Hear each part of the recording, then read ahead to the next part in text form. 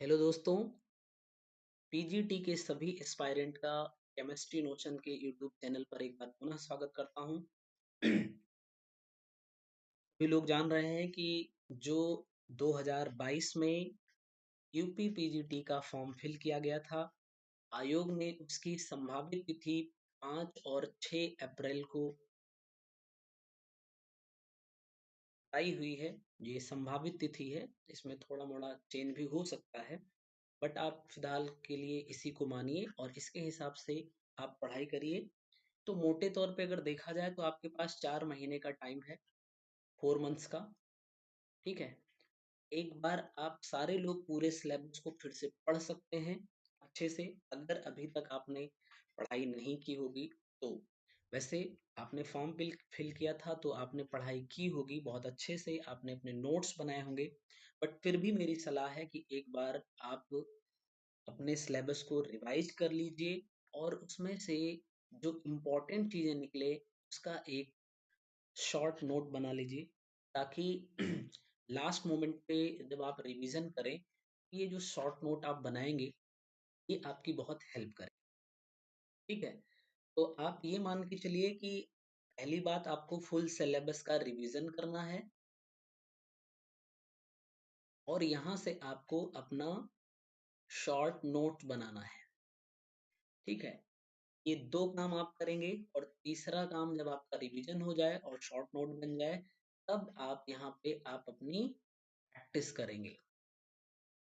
और 2021 का पेपर जिन लोगों ने देखा होगा उनको पता है कि आयोग ने 2021 में थोड़ा सा जो क्वेश्चन का पैटर्न है वो चेंज कर दिया है। आप बिल्कुल न्यू क्वेश्चन के लिए रेडी रहिए।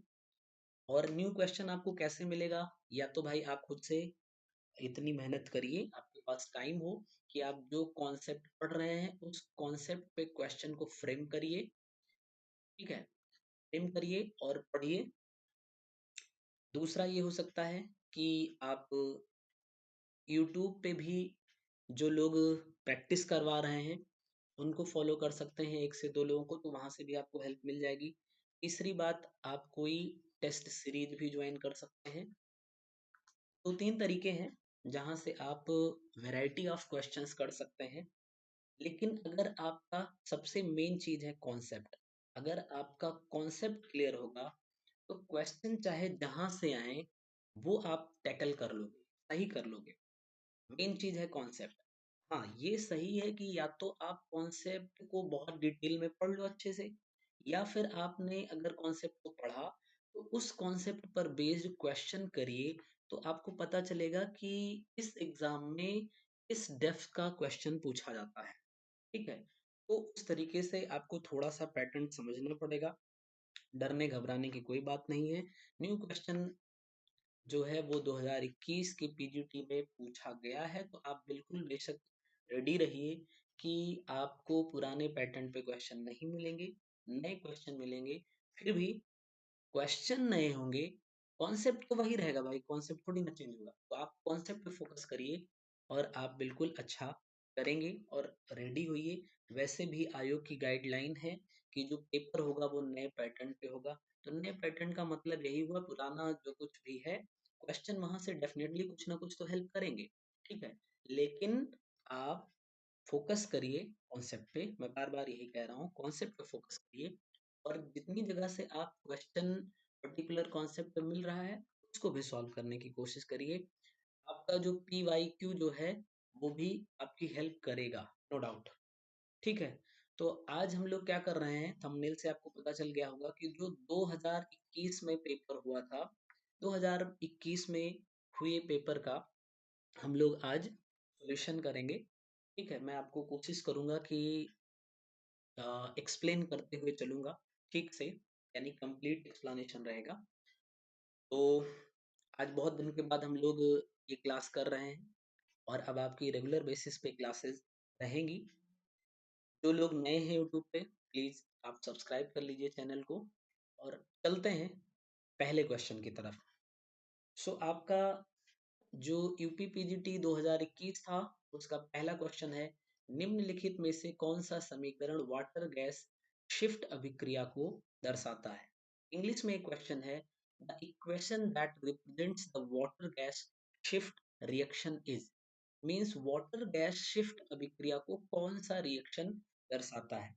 तो सबसे पहली बात, जो वाटर गैस होती है वो CO प्लस H2 को हम क्या बोलते हैं, वाटर गैस बोलते हैं। ठीक है, कार्बन मोनोऑक्साइड और हाइड्रोजन का जो मिक्सचर होता है इसी को आप बोलते हैं क्या, वाटर गैस बोलते हैं। तो ये आपका इक्वेशन जो होगा, ये मीथेन का यहाँ पे फॉर्मेशन, मतलब सॉरी, मीथेन का हाइड्रोलिसिस करवाया जा रहा है, ये रिएक्शन नहीं होगा। कार्बन ऑक्सीजन नहीं, और कार्बन एंड H2O नहीं। कार्बन मोनोऑक्साइड का H2O से रिएक्शन करवाएंगे कैटालिस्ट के फॉर्मेशन, मतलब कैटालिस्ट के प्रेजेंस में, CO2 और H2 का, ये आपका डी रिएक्शन जो है ये सही होगा। जब CO की हाइड्रोलिसिस करवाते हैं, नियरली ये होता है 400 डिग्री सेल्सियस टेम्परेचर पे, तो CO2 और H2 का फॉर्मेशन होता है, यही आपका वाटर गैस शिफ्ट रिएक्शन होता है। तो डी ऑप्शन आपका सही होगा। फाइन, चलिए अगले क्वेश्चन पे चलते हैं। क्वेश्चन नंबर 2 है, क्रोमियम ट्राइऑक्साइड तथा एसिटिक अम्ल से नेफ्थलीन का ऑक्सीकरण देता है। मतलब naphthalene on oxidation with chromium trioxide and acetic acid gives, मतलब ये है, जब आप नेफ्थलीन का रिएक्शन एसिटिक एसिड से करवाओगे क्रोमियम ट्राइऑक्साइड के प्रेजेंस में, तो वो रिएक्शन क्या होगा। तो नेफ्थलीन आप जान रहे हैं कि क्या होगा, आप इस तरीके से कुछ बना सकते हैं, ये आपका नेफ्थलीन हो गया। जब आप chromium try oxide and acetic acid CH3COOH का ऑक्सीडेशन करवाओगे, तो आपको मिल क्या जाएगा, यानी पहली बेंजीन रिंग आप एज इट इज बनाइए, और दूसरे में क्या होता है, डबल बॉन्ड से O, डबल बॉन्ड से O लगाइए, इसका नाम हो जाएगा 1 2 3 4, यानी 1 नंबर पे और 4 नंबर पे डबल बॉन्ड लगा है, तो इसका नाम हो जाएगा 1,4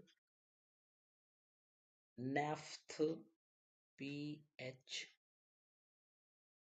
मतलब 1,4 नेफ्था क्विनोन। ठीक, 1,4 नेफ्था क्विनोन का फॉर्मेशन हुआ, इसमें C ऑप्शन लगा हुआ है। ठीक, तो आपका ये सही जवाब हो जाएगा। चलिए अगले क्वेश्चन की तरफ चलते हैं। क्वेश्चन नंबर 3 बहुत ही इजी रिएक्शन है ये, क्वेश्चन है, रिएक्शन नहीं। बंध ऊर्जा का मान निम्न के प्रयोग द्वारा निकाला जाता है। Bond enthalpy is evaluated by using following. पहला है किरचॉफ्स इक्वेशन, दूसरा Gibbs Duhem equation, and third is Hess's law, fourth is Maxwell's relations. तो मैक्सवेल के यहाँ पे 4 रिलेशन होते हैं, इनका बॉन्ड एंथैल्पी में कोई यूज नहीं रहता है। किरचॉफ का इक्वेशन जो होता है वो आप कहते हो del H upon del T, और कांस्टेंट प्रेशर पे इसी को आप बोलते हो डेल CP। किरचॉफ इक्वेशन होता है, इससे भी बॉन्ड एंथैल्पी का फॉर्मेशन नहीं किया जाएगा। ठीक है, गिब्स ड्यूहेनम इक्वेशन को आप क्या लिख सकते हो, ये तो किसका होता है, गिब्स एनर्जी से रिलेटेड होता है ये, इसमें देखिए गिब्स लिखा ही है, इसका मतलब ये गिब्स एनर्जी का समेशन ही रिप्रेजेंट करता है, NID और mu i is equal to 0। तो आपका बचा हेस लॉ।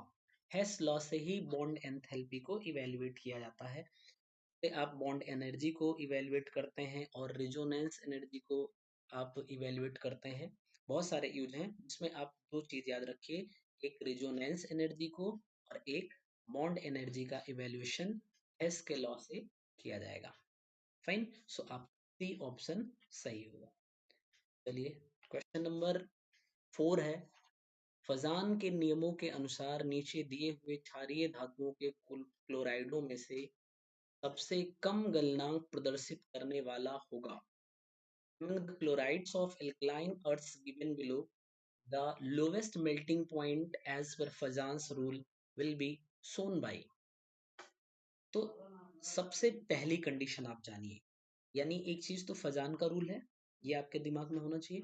दूसरी बात यह है गलनांक। गलनांक यानी कि मेल्टिंग पॉइंट। दो टाइप के कंपाउंड आपके दिमाग में आने चाहिए जब पजान का रूल चल रहा है। एक तो होना चाहिए आयनिक और दूसरा होना चाहिए कोवैलेंट। ठीक, तो इन दोनों में मेल्टिंग पॉइंट किसका ज्यादा होगा? आयनिक का ज्यादा होगा। और पजान का जो रूल था वो इस पर बेस्ड था कि जो हमारे आयनिक कंपाउंड्स होते हैं उनमें कोवेलेंट कैरेक्टर को डिसाइड किया जाता है। तो अब देखिए इन चारों एक ऑप्शन में क्लोरीन यानी एनायन जो है वो सेम है।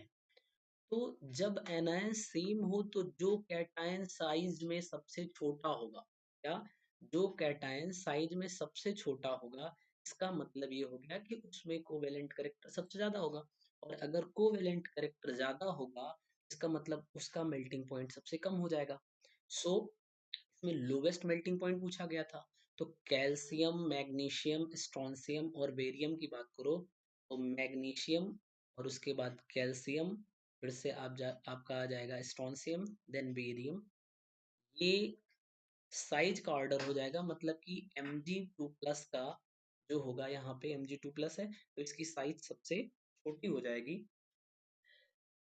सो ये सबसे ज्यादा कोवेलेंट करेक्टर वाला होगा। और अगर इसका कोवेलेंट करेक्टर ज्यादा है तो आयनिक कंपाउंड के कंपैरिजन में इसका क्या होगा कि मेल्टिंग पॉइंट लोवेस्ट हो जाएगा। सो हमारा ऑप्शन सी सही हो जाएगा। आई होप कि आपको समझ में आ गया होगा। ठीक है, अगले क्वेश्चन पे चलते हैं। Question number 5। क्वेश्चन नंबर 5 कह रहा है शून्य कोटि के अभिक्रिया के वेग स्थिरांक की इकाई क्या है? इंग्लिश में देखेंगे the unit of rate constant for zero order reaction is. So जब आप रेट कांस्टेंट को देखते हो तो rate constant D is equal to क्या होता है? Mole to the power 1 minus n and litre to the power n minus 1 then second inverse. इसी को आप लिखना चाहो तो लिख सकते हो mole to the power 1 minus n and 1 litre is equal to 1 dm cube भी लिख सकते हो आप इसको। तो यहाँ पे क्या लिख दें? dm क्यूब की power t minus 1 and second n minus. अभी जीरो ऑर्डर कर दिया है तो जीरो ऑर्डर के लिए n इज इक्वल टू आप जीरो कर दो। तो जैसे आपने यहाँ पे जीरो सब्स्टिट्यूट किया, प्लेस किया, वैसे ही क्या होगा, मोल बच जाएगा यहाँ पे mole to the power 1 and dm की पावर 3 है यहाँ पे, n की वैल्यू जीरो हो जाएगी सो माइनस 1 यानी dm माइनस 1 हो जाएगा, यानी कि डेसीमीटर माइनस 1। और जो आपका सेकंड है ये इनवर्स एज इट इज रह जाएगा। सो आपका सही ऑप्शन कौन सा बनेगा? मोल डेसीमीटर की पावर इनवर्स 3 एंड सेकेंड की पावर माइनस 1। बी ऑप्शन जो है ये आपका सही हो जाएगा। इस क्वेश्चन से आप किसी के लिए भी रेट कांस्टेंट की जो यूनिट है फाइंड कर सकते हैं। फर्स्ट ऑर्डर के लिए आप n is equal to 0 substitute कर दोगे, सेकेंड ऑर्डर के लिए n is equal to 2 substitute कर दोगे और थर्ड ऑर्डर के लिए n is equal to 3 substitute कर दो। आपको basically k is equal to mole to the power 1 minus n and litre to the power n minus 1 and second inverse, इसी को ध्यान में रखना है। ठीक है, तो आज ये टोटल 5 क्वेश्चन है, यानी आज हम लोगों ने स्टार्ट किया है तो आज की क्लास छोटी ही रखेंगे और फिर आगे यही क्वेश्चन नंबर 6 से हम लोग आगे स्टार्ट करेंगे और पढ़ेंगे रेगुलर बेसिस पे। ठीक है, ये कंप्लीट हो जाएगा फिर हम लोग कुछ नए क्वेश्चन की प्रैक्टिस करेंगे। ठीक, सो आप लोग अच्छे से पढ़ाई करते रहिए और मिलते हैं हम लोग नए वीडियो में। Thank you very much.